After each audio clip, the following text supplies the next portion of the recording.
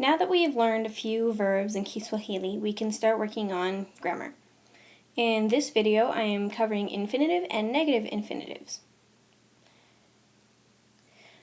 On this side, you see all the verbs that we have learned up to date. You can see the first two, well, maybe you can't see it, but the first two verbs here are multi-syllable words. So, fanya, penda, they have more than one syllable. Safiri also is like that, but it doesn't end in A like every other verb. So that kind of makes it a little unique, but we're not going to get into that too much right now.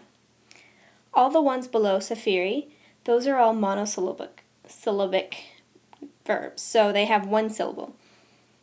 So, wa, la, nyua, and well, they're counted as a single syllable noun, or verb, sorry. That will make a difference when we are making these negative. For now, though, let's look at just the positive infinitive. You can see that I put dashes in between the ku and the radical part of the verb. That is because ku stands for to. So in English, you would say to do, which in Swahili is kufanya. So ku is to and fanya is do. So it's pretty easy. So kufanya, to do. Kupenda, to love. Kusafiri, to travel. Kuwa, to be. Kuwana, to have. Kula, to eat. Kunywa, to drink. Kwenda, to go. See, kwenda is a little bit different because it has KW instead of KU. That is just a softening of the ku sound with the E. So instead of saying kuenda, you're saying kwenda. You're making it all one sound. So it's pretty much the same. When you look at the negative side, you can see that on all of these, I have added to after the ku part. That is what makes it negative. But if you look down at the single syllable verbs, you can see that it still has the original verb in it. So kutokuwa still has kuwa in it. So we just added kuto in front. The multi-syllable ones, you don't have to have that extra ku. So it's just kutofanya instead of kutokufanya. You can, but to make it simple, just leave out the ku. So let's start at the beginning. Kutofanya, to not do. Kutopenda, to not love. Kutosafiri, to not travel. Kutokuwa, to not be. Kutokuwana, to not have. Kutokula, to not eat. Kutokunywa, to not drink. And kutokwenda, to not go. Since the infinitive and negative infinitive is pretty easy, I thought I'd move on to imperatives.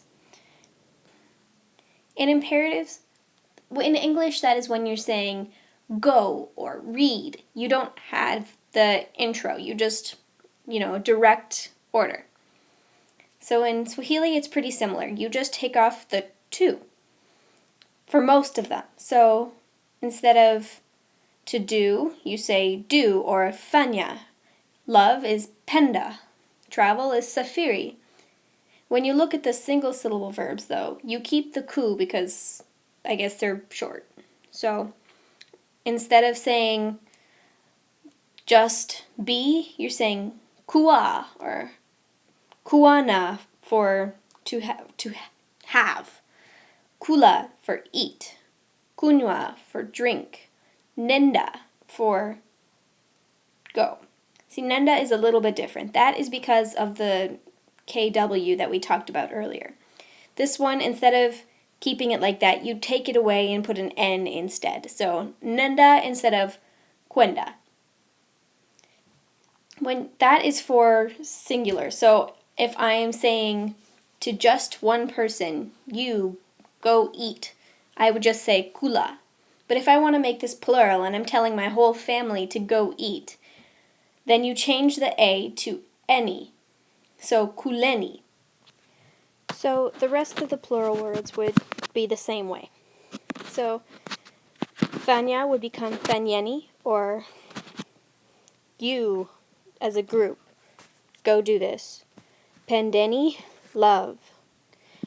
This one actually is a mistake. I borrowed a slide, so it's actually supposed to be safarini. Because, as I said earlier, it is of Arabic origin, it doesn't end in an A, so you can't change it with any like we did before. So instead, you just add ni at the end, so safarini. Single syllable verbs, it's the same thing. You keep the ku and add the any instead of the A, so kuweni, kuleni, kunweni, and then again for the KW one, you change it to an N, nendeni. I actually could not find how to make it plural for kuana, so that one's a blank for now. That is all for our imperative and infinitive verb lesson. See you soon. Made with Doodlecast Pro.